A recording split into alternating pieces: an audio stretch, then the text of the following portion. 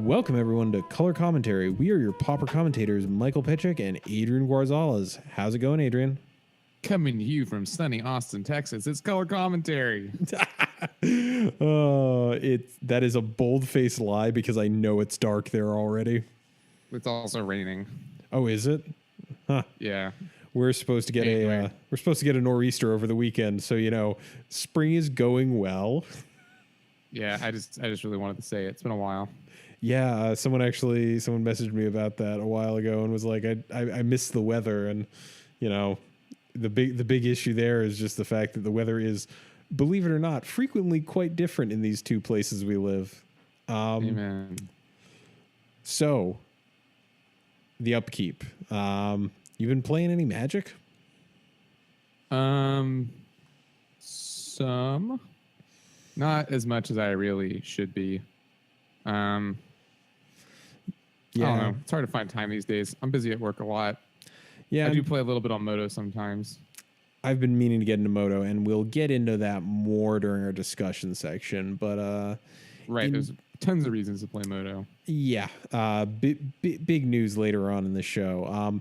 I did want to give a quick little shout out to Mike Giuliani, who won the most recent Rags to Riches and was the person who sent in the question from, was it 2 weeks ago now, about Gitaxian Probe and Affinity. Yeah, we covered that. Yeah, and we talked about that for a hot minute, and he actually, at the very end of the broadcast, when they were interviewing him as the winner, thanked his girlfriend for watching, even though she's not a big fan of Magic, and thanked us, and that was pretty neat. I mean, I'm into it. Card Kingdom. It's very nice. Card Kingdom. Pay for us to come up there and do commentary for you, please. Yeah, we'll do it. Oh, we'll do it. Oh, don't think we won't. But yeah, no, that was just a neat little thing, and shouts out to him. Great job taking that tournament down, and with Affinity, no less. With Affinity, and thank you so much for taking our advice and not playing Gitaxian Probe. And I think he actually wound up running Bolt over it in the board. So I am a big fan of Bolt in Affinity. Excuse me, in Affinity sideboards. We all know you are. So this week we got a spicy little deck tech that you picked out, Adrian, and why don't you go ahead and introduce this one? Sure. Keeping with our great tradition of copying all of Alex Ullman's content, we are covering his Rakdos Reanimator deck. We talk to him fairly often, so that's why we cover a lot of his decks, actually. But he's been, playing it in the league, and he wrote an article about it. And it's pretty sweet. And we actually have already done like a Jund Reanimator deck before, like the Turbo Reanimator deck. But this one is a little different. So let's go ahead and get into it. We have 14 creatures. The first one is spicy. It's Anarchist. Anarchist is 4 and a red for a 2/2 human wizard. When Anarchist enters the battlefield, you may return target sorcery card from your graveyard to your hand.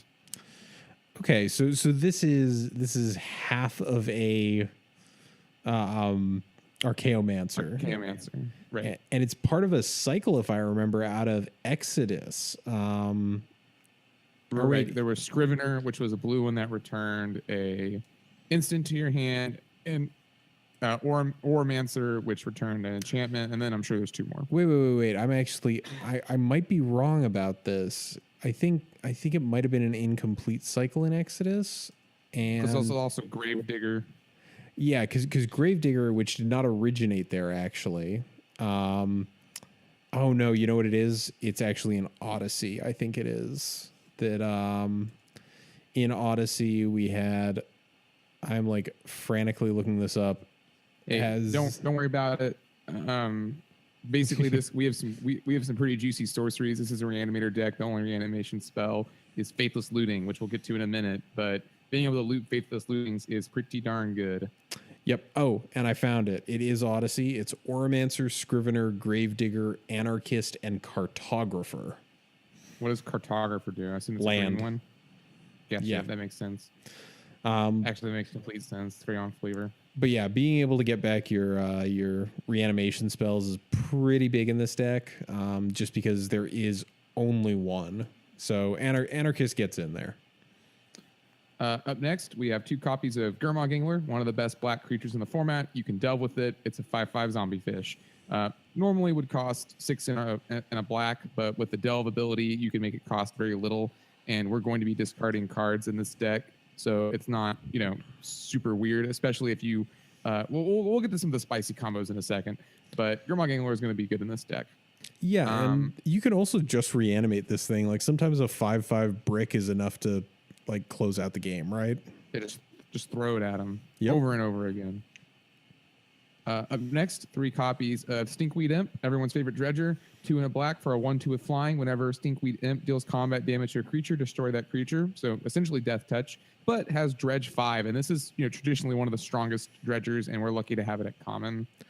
Yeah, it's actually a little absurd when you kind of look at it in retrospect, because dredge 5 is a lot. Like, I know we're not a format where, like, I was recently watching some Legacy coverage, and Life from the Loam in lands is basically just a draw 3 every turn for free.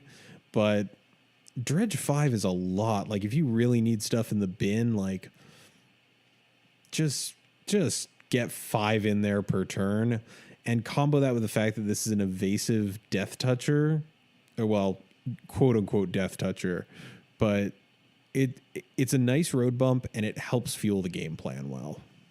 I'm going to admit something to you, Mike. What? I like the newer art for Stinkweed Imp better than the older art. You're dead to me entirely. Up next, we have 4 copies of Insolent Neonate, a red 1/1 with Menace, with the ability to discard a card, sacrifice Insolent Neonate, draw a card. So let's unpack this a little. Mike, can you tell me what happens if you were to discard a Stinkweed Imp? Yeah, so because, whenever there's multiple parts to an ability, you pay your costs, and then you get your effect, and the effects happen in order. In this case, you're discarding a card and sacrificing the Insolent Neonate, and then the effect is going to be drawing a card, at which point, if you discard something with dredge, you do have the ability to optionally choose to dredge it or draw your card as per usual. Right. And that's why this card is played in the modern dredge deck, which, has been recently neutered again because they rebanned Golgari Grave Troll. But yeah, it's very strong in this style of deck where we're interested in dredging. I mean, if you're just interested in cashing in that card and discarding another card is fine also. Yeah. And this saw play for a little while in Pauper and Burn, and it never really sort of took, just because the 1/1 body didn't matter enough, and cashing it in for a card never really felt super great because you did need something else in your hand that was dead. I don't know. It puts in work here, and it makes sense given how well it worked in modern dredge, and this can't possibly be good enough for Legacy dredge, can it? No, it's too slow. Yeah, I was gonna say it requires you to actually like do a thing and reliably have a color of mana. It's been a while since I've seen that deck. I don't think it plays Insolent Neonate. I don't think it does. Well, let's not pontificate too much. Get to the real meat of why you want to play this deck. 4 copies of Ulamog's Crusher, an 8/8 for 8 with Annihilator 2 that attacks each turn with 8. Well, not that matters. If you're hitting people with this, they're losing the game. Yeah. So this on turn 2, which is the earliest it can get reanimated, actually just locks your opponent out of the game most of the time, and then kills them very quickly. Yeah, it's probably the best reanimation target in the format. We don't have Grizzlebrand or anything like that, but we do have an 8/8 beat stick. I mean this, this is going to be an unfair comparison, but this is kind of, Goryo's Vengeance for Emrakul. Sure. Just like Raised Dead is Ancestral Recall. Yeah. They both cost 1. Oh, but in all seriousness, no, I see what you're saying. Yeah, no, it is. Even if you only get it for a turn or so, like you're still just doing so much to affect the board. The fact that not only is it an 8/8 on turn 2, if you get it out on turn 2, you're probably nuking 2 lands, and your opponent's probably not super happy with you. But what complements this motley crew of creatures? I don't know what you want me to do. Am I supposed to go into the sorceries? Yeah. Just keep going. All right, cool. 4 copies of Exhume, 1 in a black. Each player puts a creature card from his or her graveyard onto the battlefield. Yeah, it's a quote-unquote symmetrical effect, which means it's obviously hashtag fair and balanced. But, I mean, well, let's get a little bit more into it. There's 3 copies of Faithless Looting, which is R for draw 2 cards and discard 2 cards, flashback 2 and R. So, on its own, the first one is kind of card disadvantage. The second one is very good. It is card advantage. But if you were to turn 1 Faithless Looting, discard Ulamog's Crusher, and I'm going to skip ahead, Dragon's Breath, which is a 1 in a red, which we laugh at that, for enchant creature. Enchanted creature has haste. R, it has fire breathing. Enchanted creature is +1/+0 until end of turn. But really, the kicker text here is when a creature with converted mana cost 6 or more enters the battlefield, when you return Dragon Breath from your graveyard to the battlefield, attach to that creature. And who Nelly, if you go turn 1, Faithless Looting, discard Dragon Breath, Ulamog's Crusher, turn 2, Exhume, and they can't answer that, you're going to win the game.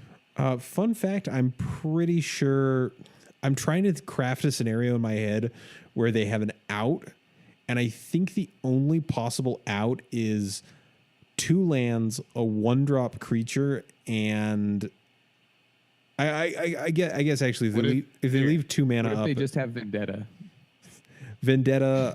Diabolic Edict.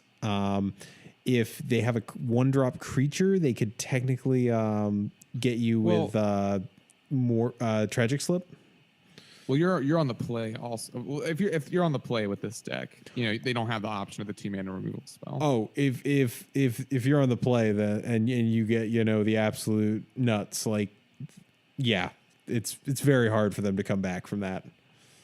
Supplementing our sorceries are 3 copies of Duress, just to prevent these sorts of scenarios from happening, getting countered or your creature getting killed, and then 4 copies of Tormenting Voice. 1 in a red as an additional cost to cast it, discard a card, draw 2 cards, just as a way to filter through your deck and get rid of cards you don't need, or to pitch things in the bin. And then, of course, all this is topped off by the fact that you can use Gurmag Angler to delve these away and get extra value off of them. Yeah, and I know for a while decks like this were testing out Cathartic Reunion, which is 1 in a red as an additional cost, discard 2 cards, but you get to draw 3. And I think in the end that just doesn't work out because it's a really, really lackluster draw late in the game. Because the difference between waiting maybe 1 turn to get to use it and having to wait 2 is pretty big in my mind. I think one of the biggest drawbacks with Cathartic Reunion is if it gets counterspelled, you're way worse than if you would cast Tormenting Voice. That is also a pretty fair point. Like, I have to imagine that countering Cathartic Reunion probably feels pretty good. Yeah, I don't know. I think Tormenting Voice is right, but Cathartic Reunion is just really, really good. It just feels really, really solid. Yeah, it's a bigger version of this effect, which is a double-edged sword. Yeah. So let's touch on our instance. We have 2 copies of Lightning Axe, which is R as an additional cost to cast Lightning Axe, discard a card or pay 5. Lightning Axe deals 5 damage to target creature. So it's essentially a souped up Flame Slash that in our deck will also let you pitch a card. And there are even more reasons to pitch cards in the sideboard, which we will of course get into. One of the main reasons for playing this deck, which we'll get to. Yeah, and technically you can late game if need be cast this for 6. Like there's a secret hidden mode to this where you pay way too much for it, but you don't have to pitch something from your hand. Right. Next up, we have Shred Memory, 1 in a black for a very lackluster effect. It's an instant. Remove 4 target cards in a single graveyard from the game. All right, whatever. But it has Transmute 3. Transmute is an ability where you discard the card, and then you search your library for a card with the same converted mana cost as the card. You can only do it as a sorcery. But basically, we can use this to tutor for Exhumes. Let me tell you, I absolutely adore Transmute as a mechanic. I really, really like it. As if you follow me on my personal Twitter, I have the abomination known as the Sticker Cube, and every time I have put Transmute in there, Transmute is just such a weird role filler mechanic. but I really love it. And it does probably give Pauper some of its best tutors, I'd say. I can't think of anything else that I guess mystical teachings, and that's probably it, right? Yeah, I mean, in the mirror, maybe this is a thing you want to do if that ever happens. I mean, there are definitely times where you can do it, but I think by and large, you're going to be using the transmutability. Oh, 100%. And then finally completing our instant suite, we have 4 copies of the dreaded Manamorphose.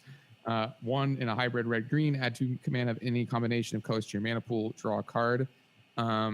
Filters for black.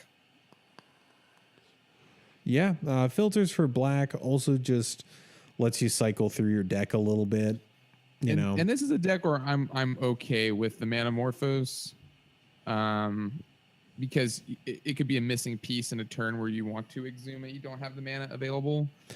Yeah, I mean, imagine if you if you have a land with if you have a hand with 2 red sources in it, and a Faithless Looting and a Manamorphose and the Crusher and the Dragon Breath. Yeah. Additionally, it triggers Dredge. It does trigger Dredge if need be. That is a good point. So moving to our lands, we got 21 of them, 3 swamps, 5 mountains, 2 Rakdos Carnariums, 3 Evolving Wilds, 4 Bloodfell Caves, and 4 Sandstone Needles for when you want to turbo it out. And I imagine this is also a very good in combination with Manamorphose, because a hand that is Sandstone Needle, Manamorphose, Crusher, Exhume, and Faithless Looting is a turn 2. Yeah, because Sandstone Needles enters the battlefield tapped. So that's a turn 2 Ullman's Crusher, theoretically. Yeah, that is another quick GG. So for those who don't know Sandstone Needle, it is a land. It enters the battlefield tapped with 2 depletion counters on it, and you can tap it and remove a depletion counter from it. You add red to your mana pool, and when there are no depletion counters left on it, you sacrifice it. And this is part of a cycle. Right, from masks, and there's 1 for each color. Yeah. So you could also run, I think the black one is Peat Bog. You could run that in this deck also. Yeah. And again, this is just kind of for those absolutely nutty hands where turn 2, your opponent just kind of has to scoop up. And sometimes with this deck, it can kind of play a long game, but it really is kind of leaning into those hands where it's just like, all right, if you don't have a removal spell, this is just done. Like, we're just over and we can move on to game 2. Let's get into the side. Are you ready? Oh, yeah. I was going to say, let's get into this sideboard because there's some interesting stuff. First up, we have Cartouche of Ambition, an Amonkhet special, 2 and a black, enchant creature you control. When Cartouche enters the battlefield, you may put a -1/-1 counter on target creature, so you get to kill something theoretically, or make it smaller. And then the enchanted creature gets +1/+1 and has lifelink. Oh man. So I've played a little bit of Amonkhet Limited.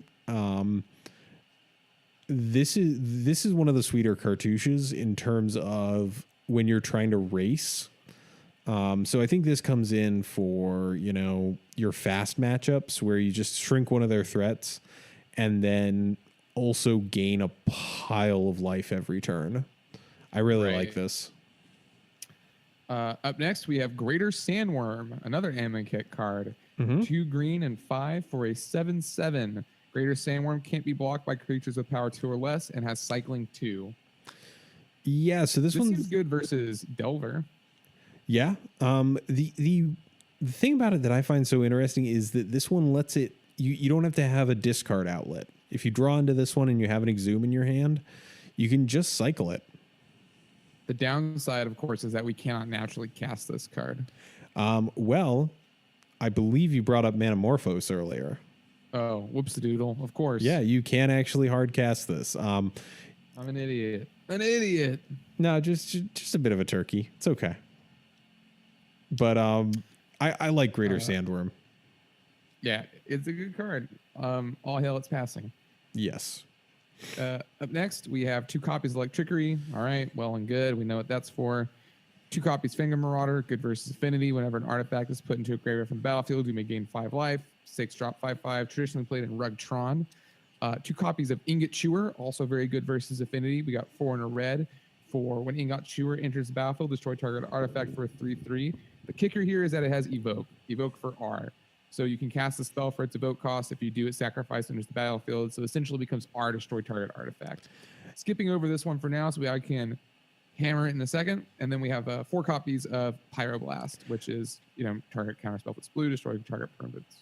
Let me just rewind to really Ingot Chewer for a second, because Ingot Chewer is another creature that allows itself to get in the bin pretty quickly. You're right. And you could evoke Ingot Chewer and then exhume Ingot Chewer and get rid of 2 artifacts. It's not like the world's best play, but I can imagine games where that becomes a viable line for winning. I don't know. I just like that little added kink in the plan. But really, the reason for the season, the reason we're even covering this deck is because the words on everyone's lips, or should I say the sand in everyone's mouths, Swirling Sandstorm. There are 3 copies of it in the board. That was a beautiful turn of phrase. Why don't you tell the fine folks at home what Swirling Sandstorm does when you have less than 7 cards in your graveyard? Nothing. It's 3 in a red. Nothing. If you have Threshold, though, 7 cards in your bin, Swirling Sandstorm deals 5 damage to each creature without flying. So this deck is poised to really take advantage of this. Not too much Delve stuff. Only 2 copies of Gurmag Angler. And looking to fill its bin as quickly as possible with cards like Stinkweed Imp, or Faithless Looting, or Tormenting Voice. So really the big question is this card good enough versus the aggro decks that are now defining the format? Stompy, Affinity to a certain extent, not that great versus Delver, but this is the closest thing we have to a real board wipe in the format, just a flat 5 damage to everything. So what actually survives this? Like just what naked creature survives this? So we're not counting stuff like for example, Boggles when they've suited something up. Like what actually lives through this? Obviously, we cannot count creatures with flying, which is kind of a big drawback. It is, but nothing in Stompy survives this except for Young Wolf, technically.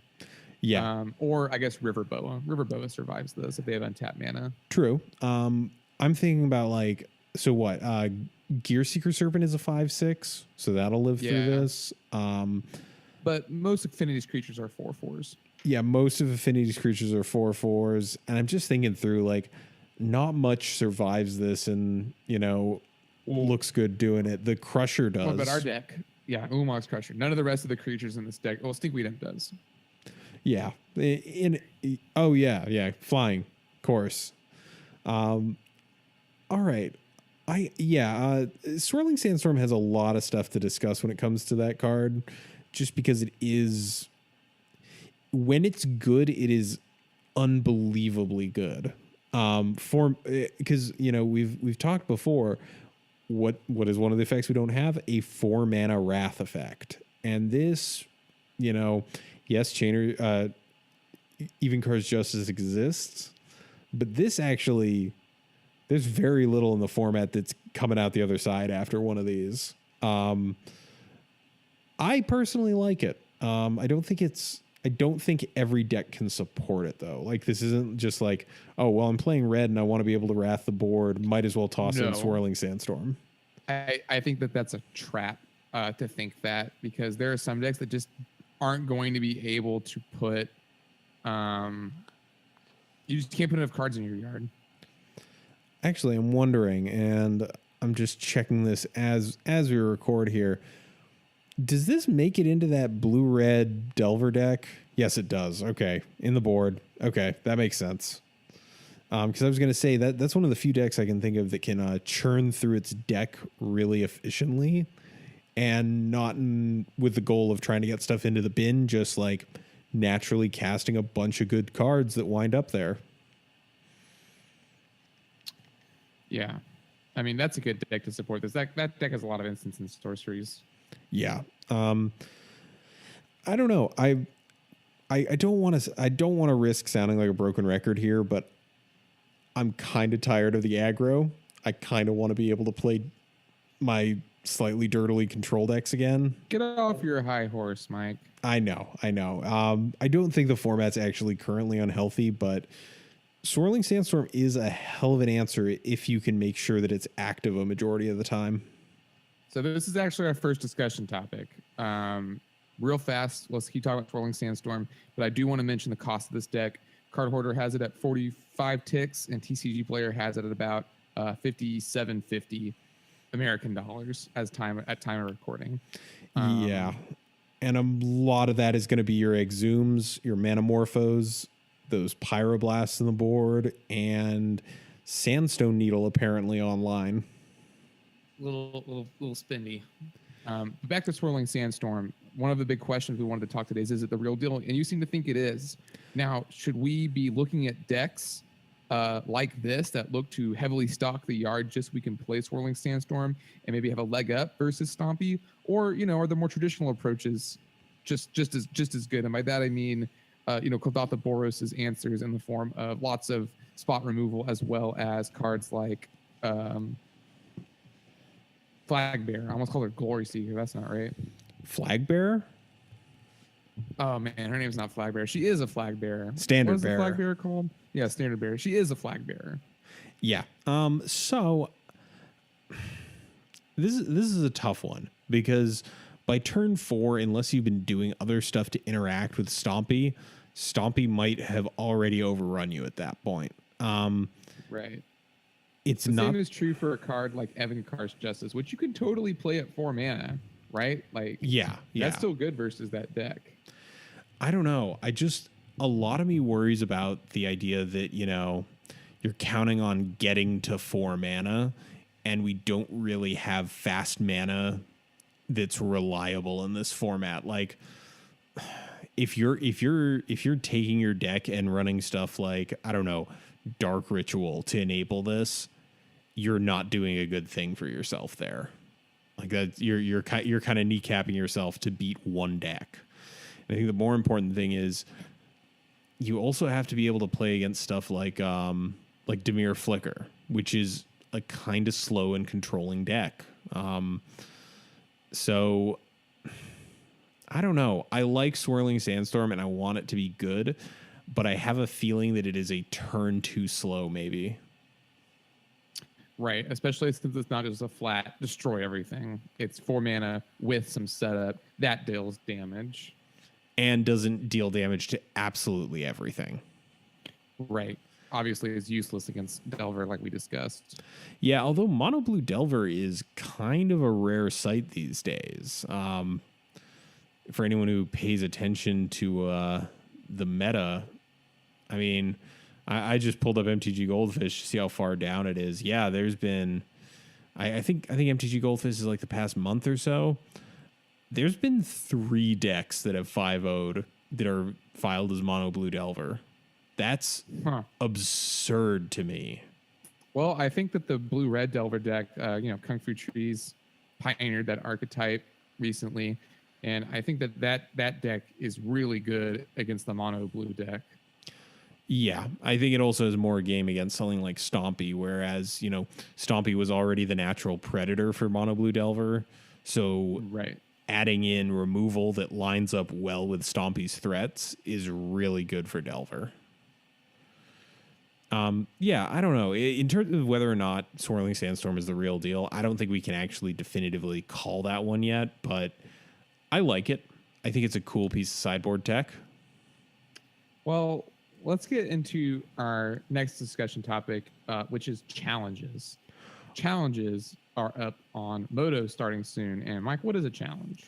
So a challenge is a large scale tournament. And they do these already for Legacy and Vintage. Formats that don't really always have a consistent player base online. Leagues are a little hard to fire. Not always going to find a match depending on time of day, all that stuff. But let me actually pull up the announcement here. So we got all sorts of stuff. Where is it? Challenge. Actually, where is it? There we go. All right, Magic Online format challenges. Challenges are every weekend. It's a large-scale tournament. It requires only 8 players to fire, but they pay out down to the 32nd place. Your event entry is going to either be 25 event tickets or 250 play points. So we're not cheap. Yeah, we're looking at the equivalent of $25. I'm looking at the prizes here. First place, if you can, so number of players is 8 to 672. And I'm going to actually be curious to see what the first turnout is for one of these events for Pauper, because they're now doing them for all non-rotating formats. So Modern, Pauper, awesome. Legacy, Vintage, and Commander 1v1, which is its own little new thing debuting. If you place first in one of these things, your reward is 500 play points. Okay, so you double your entry fee. Quite a bit of play points. Quite a bit, yeah. That'll keep you going for a while. Then you have 100 treasure chests. Okay, that's about what, $300 American dollars? Because they're trading at about $3, right? Right. And then one non-foil set of the most recent standard legal set and 6 QPs, which I believe are qualifier points, which matter if you care about competitive Magic. Right? I mean, yeah. Those get you into things like mocks and other larger tournaments. Yeah. And as we go down, it prizes out to 32nd. And if you're in the 17th through 32nd, you're just kind of making back your entry fee. But anything above like 16th and up, you are netting some amount of value out of this. And in the case of like first and second, you're netting quite a bit of value. That said, so it's Swiss rounds based on attendance and then a cut to top 8. The big thing about these is they're more than 5 rounds. Yeah, they're long. They're like 8 or something, aren't they? Yeah, again, I believe it depends on actual attendance, but they are slogs of rounds. Like these are very involved events. Like you're going to want to sit down on a Sunday and, really, really dedicate yourself to doing this for a while. The other thing is, unlike a league and, for newer players who haven't known time before the leagues, you do have to wait for the round to finish. Like this is like a real Magic event where until everyone has finished the round, you just sit there and wait. Like, make yourself a little snack and sit there and turn something on the TV. But this is big news in my mind. And it's mainly it helps launch the competitiveness of Pauper, because as of now, we haven't really had competitive events. We have friendly leagues. This is going to draw a lot more attention to the format. Yeah, and it's going to be interesting to see that if we're getting new players in who are like, hey, maybe I'll give Pauper a try. I don't have the budget for any of these other formats on MTGO, but Pauper and then this $25 entry fee, I could kind of set myself up to move into another format with that amount of payout. I'm as a big data nerd, I like the fact that we're going to get to see what decks can withstand 8 rounds of play and then a top 8.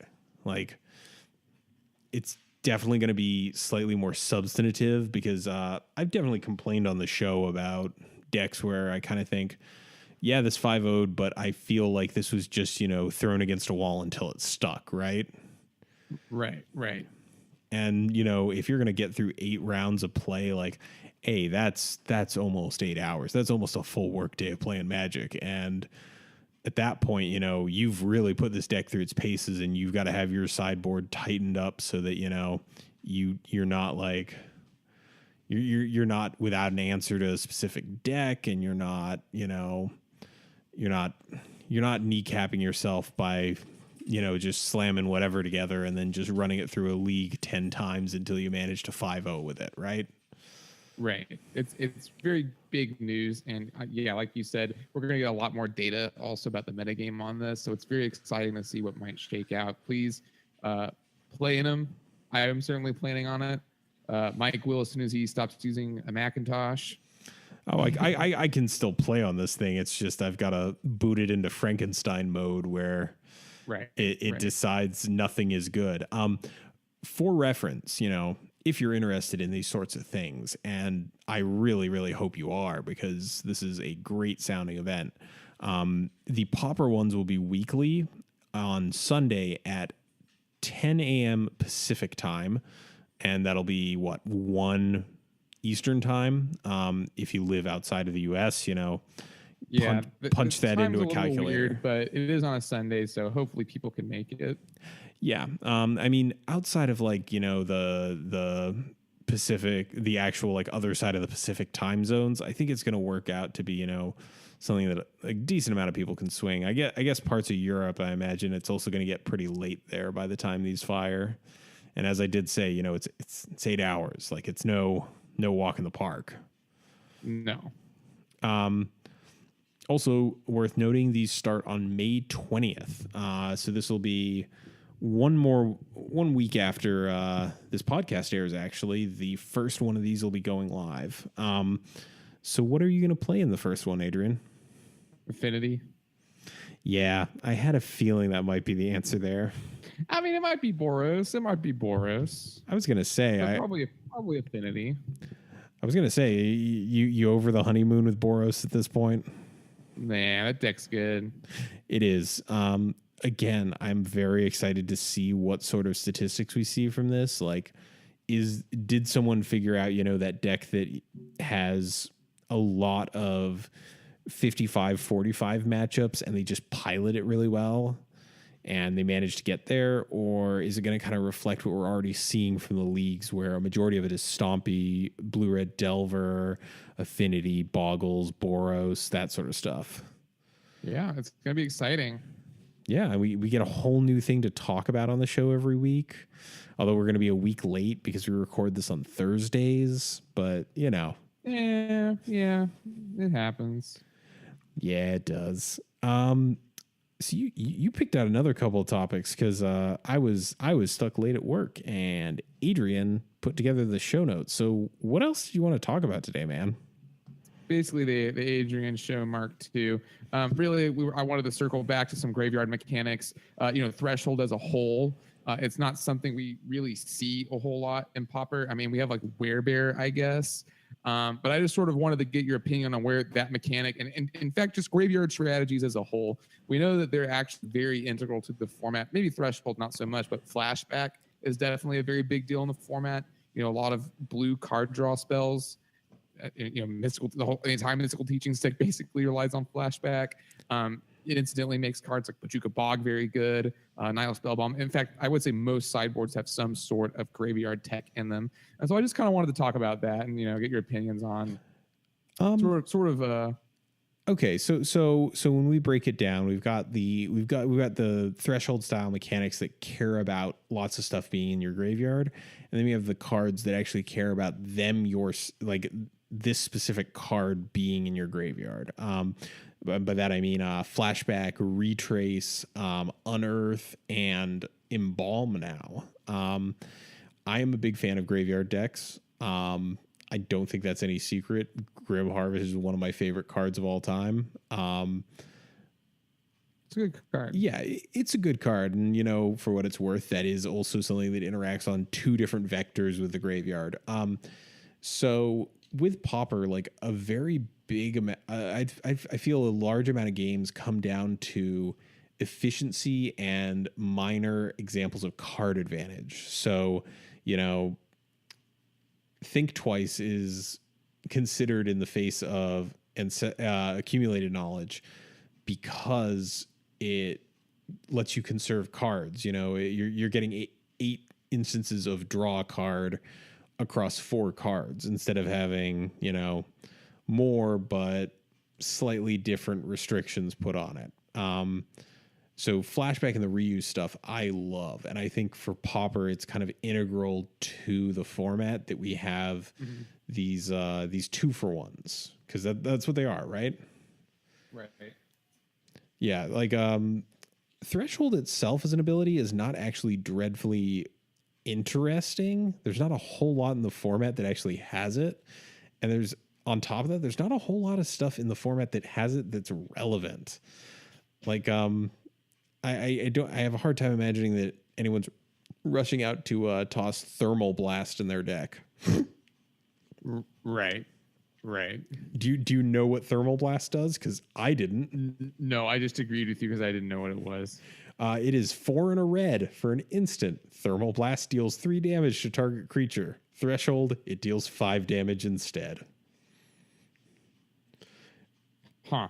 As I said, probably not rushing out for that one. No, not the greatest. Like I'm looking through this. Like there's Toxic Stench, which is 1 and a black instant target non-black creature gets -1/-1 until end of turn. Threshold, instead destroy that creature. It can't be regenerated.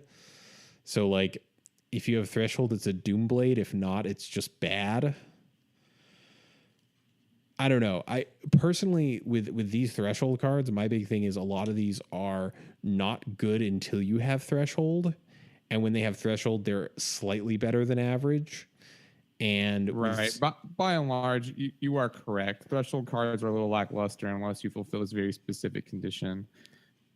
But compare that with something like Flashback, where if you're casting this spell, it's going to wind up in your graveyard unless your opponent does something to mess with that, and you're going to get another use out of it. So for me, mechanics like that, I think I value much more highly than something like Threshold. And then we've got the entire different topic of Dredge. And there's actually not very many good dredgers either. Stinkweed Imp might be the best one.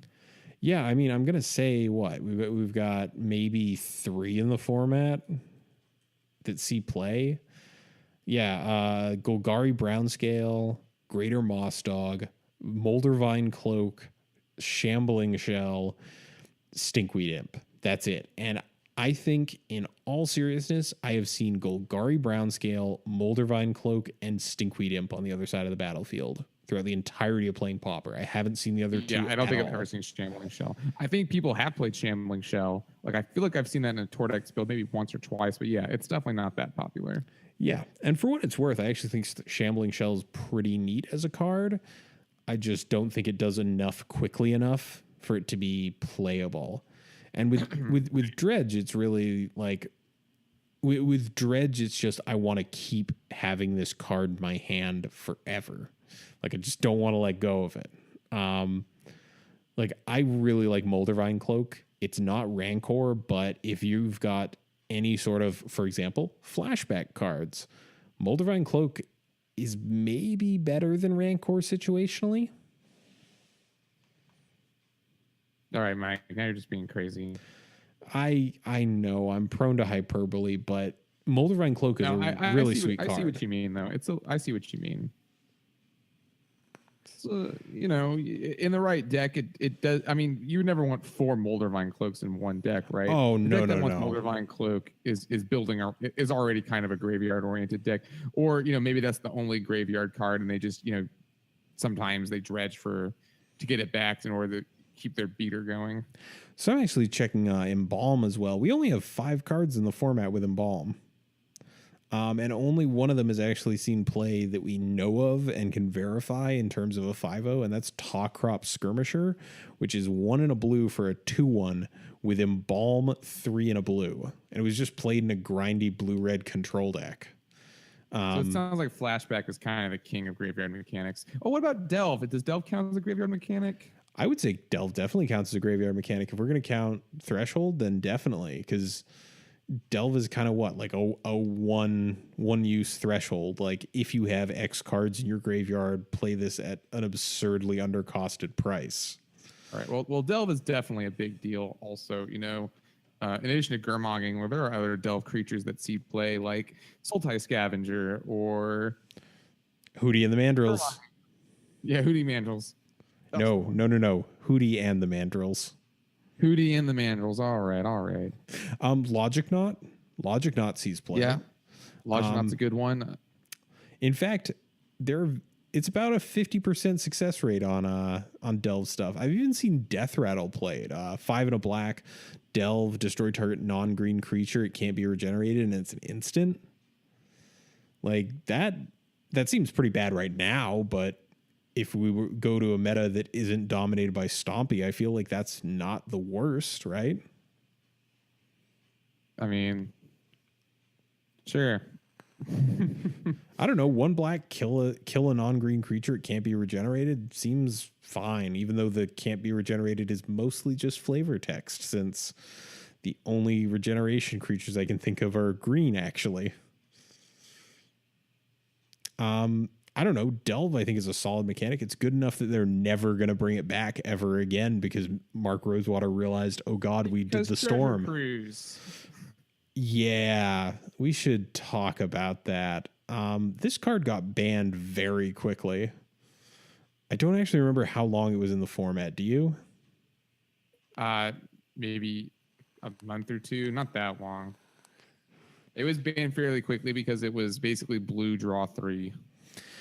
Yeah, I remember when this was played in the format, and I definitely had people on Rugtron just hard cast it against me. Just pay the full mana cost, just out because they were running too many things that wiped their graveyard too quickly. It's just, it is a silly card. Like, you think Delve's just like not a real cost in a lot of decks? No, you know? Like it is technically a cost, but now, do you think part of the issue here is the fact that Delve was in the Sultai colors and naturally blue and black by way of, you know, things dying and removal spells, and blue via counter magic and draw spells just naturally tend to fill up their graveyard? Do you think Delve would be as bad if it was in red and white? I don't know. Red and white would not have access to extremely efficient kill spells like Murderous Cut, which is not a common and would probably not have been banned, or extremely efficient draw spells like Treasure Cruise. So probably not. What we would have Delve like deal 5 damage to target creature or player. I mean, Delve I mean, exile target creature. I don't know. I mean, actually, I'm just gonna hit you with this. If you gave me like a lava axe that could hit players or creatures and it had Delve on it, I think that'd be fine in burn, right? Yeah, I could see that. So I think Delve is just in general, like, because if you're playing it in burn, you're already pitching stuff into your bin every turn because you don't interact on any other axis really. Like, you're casting spells. So I think the only color it would be safe in is white. Yeah. And then what would you have? Exile some stuff, create a 3/3 flyer. I don't know.